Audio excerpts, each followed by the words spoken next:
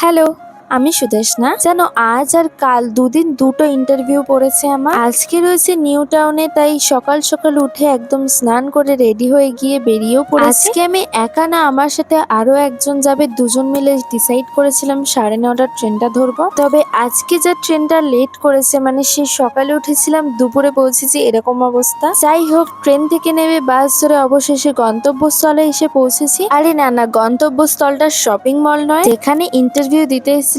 Interview দেয়া হয়ে গিয়েছে। এখান থেকে বেরিয়ে একদম কাছে ওয়েস্ট সাইড ছিল, তাই ওখানেই চলে এসেছি। আর ওয়েস্ট সাইডে আসার পর এখানকার কালেকশন দেখে তো আমি জাস্ট অবাক হয়ে গিয়েছি। তবে যাই দেখি না কেন, সবই 1000 রুপিসের ওপরে। যাই হোক, অনেক হয়েছে ঘোরাঘুরি, এবার বাড়ি ফেরার পালা। মল থেকে বেরিয়ে একটা ফাঁকা বাস পেয়ে গিয়েছিলাম আর একদম ভালোভাবে পৌঁছে গিয়েছি বিধাননগর। ওখান থেকে ট্রেন ধরে এবার বাড়ি ফিরলাম। বাড়ি ফিরে দেখি একটা পার্সেল এসেছে, সেটাকেই এখন বসে বসে আনবক্সিং করছিলাম। তো চলো, আজকের মতন টাটা, দেখা হবে পরে ভিডিওতে।